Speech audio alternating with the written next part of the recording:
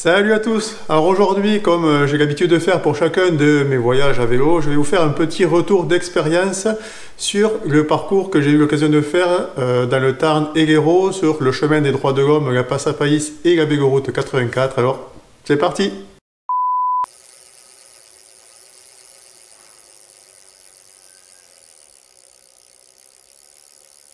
Déjà, bon, si vous n'avez pas eu l'occasion de regarder les deux vidéos sur ce tracé, je vous mets un petit lien pour y accéder directement ici.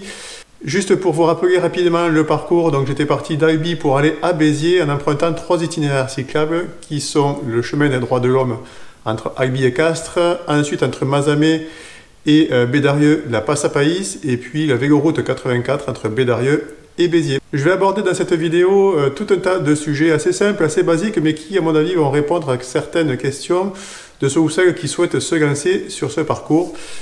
Si vous voulez voir la chronologie des différents thèmes abordés, ce sera dispo en description. Allez, premier thème de ce retour d'expérience, on va parler de la difficulté. Alors, ce parcours-là, quel que soit le tronçon, est assez simple. En fait, il n'y a pas vraiment de grosses difficultés, pas de grosses montées. En fait, le parcours est essentiellement sur une ancienne voie ferrée réaménagée, donc que ce soit sur le chemin des Droits de l'Homme ou sur la Passapaïs. Donc ça veut dire qu'en fait, les montées, lorsqu'il y en a, elles sont très progressives. Il n'y a vraiment pas de cassure, pas de pente très raide. Alors sur le chemin des Droits de l'Homme, là, c'est quasiment plat tout le long, donc rien à dire. Sur la Passapaïs, il y a une petite pente raide au niveau de la Bastide de Rouerou vers l'usine d'engrais Fraissinet, mais qui est assez courte, donc c'est pas bien méchant. Sinon, sur la Véloroute 84, là vous avez une côte qui est un peu plus longue, qui fait quelques kilomètres et qui est juste à la sortie de Bédarieux, mais en fait le revêtement est très roulant, je l'ai trouvé plutôt simple à grimper. On va parler maintenant du revêtement de ces 3 itinéraires cyclables. Alors sur la Passapaïs et le chemin des Droits de l'Homme, le revêtement est en sable stabilisé. Alors attention, le sable ça ne veut pas dire que c'est mou, hein. Non, au contraire, le revêtement il est dur. Par contre, ça veut dire qu'il y a quand même la présence de cailloux, de gravillons. Donc c'est peut-être pas la peine de partir avec un VTT, mais voilà, si vous avez un vélo de route avec des pneus très fins et lisses, voilà, attendez-vous quand même à avoir des passages avec quelques cailloux, donc vous aurez peut-être un risque de crever supplémentaire, mais sinon dans l'ensemble le revêtement est plutôt en très bon état. D'ailleurs quand je suis passé, il y avait le département qui était en train de refaire une petite portion, donc voilà, c'est quand même bien entretenu, pas de vrais soucis à ce niveau-là. Au niveau de la Véloroute 84, là vous empruntez des petites routes circulées, donc vous avez un revêtement qui est goudronné, donc voilà, assez roulant. Je repense au niveau des tunnels sur la Passapaïs, ce sont les seules portions qui vont être goudronnées et ça c'est plutôt bien, c'est plutôt malin d'avoir pensé à ça. Voilà, comme vous êtes déjà dans un environnement avec un peu moins de luminosité, c'est plutôt une bonne idée que d'avoir revêtu ces tunnels d'enrobés. On va parler maintenant de la longueur des étapes si vous voulez faire ces 3 itinéraires cyclables. Alors moi je les ai fait tous les uns à la suite des autres sur 3 jours. Donc ça m'a pris 3 jours pour faire les 265 km. J'ai fait des étapes de mémoire de 103 km, 94 et 65. Bon, c'est tout à fait faisable parce qu'il n'y a pas du tout de difficulté. Après, voilà, tout dépend ensuite de votre envie sur ce parcours, si c'est vraiment pédaler pour pédaler ou alors si vous désirez faire des arrêts. Parce que voilà, il y a quand même pas mal de sites qui mériteraient un arrêt, que ce soit sur le chemin des Droits de l'Homme ou même sur la Passapaïs. Donc si vous voulez faire chaque itinéraire indépendamment les uns des autres, par exemple le chemin des Droits de l'Homme qui fait qu'une quarantaine de kilomètres, c'est tout à fait faisable évidemment dans une journée. Pour la Passapaïs, qui fait un peu plus, qui doit faire dans les 80-85 km, voilà, je pense que dans la journée, si vous voulez faire que pédaler, évidemment c'est faisable. Par contre, il y aura quand même pas mal de villages qui méritent que l'on s'y arrête. Je pense notamment à Oulargues. Donc à mon avis, voilà, 2 jours c'est quand même pas mal. Et ensuite la Véloroute 84, il n'y a pas vraiment de choses spéciales à voir. C'est plutôt voilà, les paysages et l'environnement que vous traversez qui est sympa.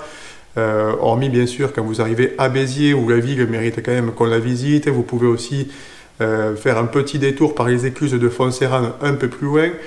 Donc voilà, si on résume, le chemin des Droits de l'Homme, 1 à 2 journées, c'est pas mal. La Passapaïs, 2-3 jours, c'est bien aussi. Et la Véloroute 84, 1 jour. Voilà, moi tout cumulé, j'ai mis 3 jours, mais je pense qu'avec 1 jour supplémentaire, j'aurais pu vraiment profiter un petit peu plus des lieux que j'ai traversés. On va parler maintenant d'un sujet que j'aborde à chaque fois sur les différents itinéraires cyclables, c'est celui de la signalisation. Vous savez que j'ai un œil tout particulier sur ce thème-là parce que je trouve que ça permet de faciliter ou au contraire compliquer la tâche des cyclistes qui s'engagent là-dessus. Bon, là, il y a vraiment beaucoup à dire, autant sur la Flow Vélo que j'avais parcouru en décembre, je faisais vraiment l'éloge de la signalisation parce qu'elle était vraiment top, autant là, il y a vraiment à redire. On va commencer par le chemin des droits de l'homme. Alors, sur le chemin des droits de l'homme, comment dire, il y a une signalisation qui existe, on ne peut pas l'enlever. C'est des petits panneaux qui sont positionnés, on va dire, au niveau des accès principaux. Ces petits panneaux, en fait, ils regroupent un schéma du tracé avec différentes informations dessus. Par contre, ce qui est dommage, c'est le format, c'est-à-dire qu'on est vraiment obligé de s'arrêter pour aller regarder ce qui est écrit dessus. Moi, ce que j'aime bien en tant que signalisation, c'est vraiment des panneaux clairs, nets, qui ont une taille suffisamment grande pour qu'on puisse les lire depuis son vélo quand on passe. Et notamment, ce que j'aime bien, c'est des panneaux qui indiquent des distances par rapport au prochain village, au prochain croisement. Et par exemple aussi, quand on arrive à un niveau des croisements, c'est aussi des panneaux qui indiquent quel est le village dans ce sens, quel est le village dans cette direction, des indications de distance, qui permettent, je trouve, de se diriger, voilà, si on a envie d'aller faire un détour dans ce village, ou par exemple si on a envie d'y aller pour faire un achat, n'importe lequel, mais au moins on a l'information, tandis que là, on est vraiment voilà, lâché sur ce parcours. Alors après, vous allez me dire, il fait que 40 km, c'est vrai. Mais bon, je trouve que ça a quand même un intérêt d'avoir une signalisation bien développée. Par contre, ce qu'ils ont fait sur ce chemin des droits de l'homme, qui est plutôt une bonne idée, il y a deux bonnes idées en fait. La première, c'est d'avoir indiqué les points d'eau. Il y a des points d'eau qui sont répartis sur le long du tracé et qui sont repérés, indiqués par des panneaux de signalisation sur la piste cette fois-ci. Le miracle, c'est qu'en plus, ces points d'eau fonctionnent. Donc voilà, c'est plutôt un très bon point.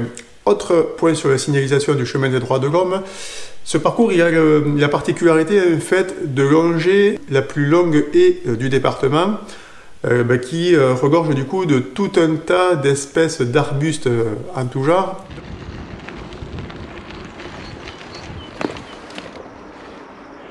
C'est assez sympa, tout le long du parcours, en fait, il y a plein de petits panneaux comme ça relatifs aux différentes espèces d'arbres, d'arbustes qu'on trouve.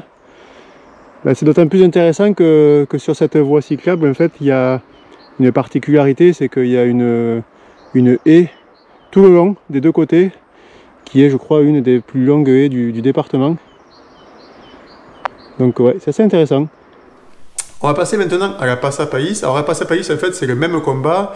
On va différencier quand même la partie entre le Tarn et l'Hérault parce qu'il y a une petite différence. En fait, sur le Tarn, ça se ressemble beaucoup avec le chemin des droits de l'homme, c'est-à-dire qu'il n'y a pas de signalisation vraiment différente. Et on retrouve des panneaux, lorsqu'on arrive à un village, en fait, on retrouve un panneau qui indique le prochain village à droite et le prochain village à gauche, pas de distance, et c'est tout, voilà.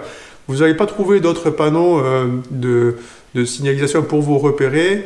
Je crois, de mémoire, que vous allez retrouver à certains endroits, comme là où il y a des tables de pique-nique, les mêmes petits panneaux que sur le chemin des droits de l'homme, c'est-à-dire le panneau rectangulaire avec le schéma du tracé, voilà, quelques informations, mais qui a un format assez petit. Par contre, dans l'Hérault, et je différencie vraiment l'Hérault du Tarn parce que ça n'existe pas dans le Tarn, j'ai trouvé ça que dans l'Hérault. Dans l'Hérault, vous avez d'autres types de panneaux. Au niveau des villages, en fait, vous avez des panneaux de signalisation qui vont indiquer le type de commerce que vous allez pouvoir trouver dans le village où vous arrivez. Enfin, sur la véloroute 84, alors là, c'est vraiment une blague.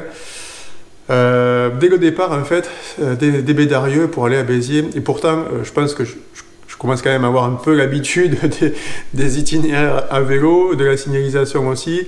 En fait, les panneaux, c'est des panneaux qui doivent faire cette taille, peut-être même plus petits.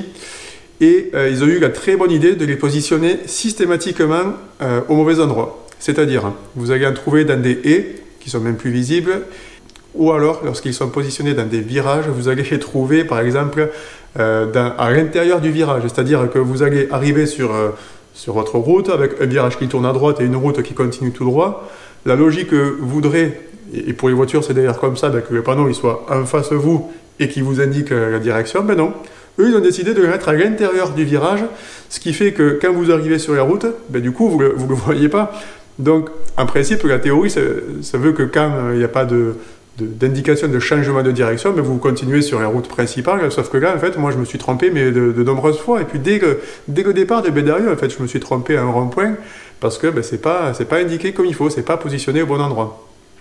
Par contre, et preuve que c'est possible et que ça existe, vers la fin de la véloroute 84, sur les 10-15 derniers kilomètres, à partir de Puy-Misson, je crois, là, je pense que c'est une personne différente qui a proposé la signalisation, qui l'a réalisée, et à mon avis, c'est un cycliste, parce que du coup, les panneaux, ils correspondent vraiment à ce que moi j'en attends, c'est-à-dire des panneaux déjà avec une taille plus grande, qui sont positionnés de telle sorte à ce qu'on puisse les lire depuis le vélo sans avoir besoin de s'arrêter, et comme quoi ça existe, j'ai trouvé mes fameux panneaux avec des indications de distance, donc comme quoi ça existe, et en plus ils sont bien placés, donc tout est possible. Donc voilà, sur les 3 itinéraires cyclables, il y a quand même des efforts de fait, il faut le reconnaître, mais par contre il y a quand même des améliorations à y apporter.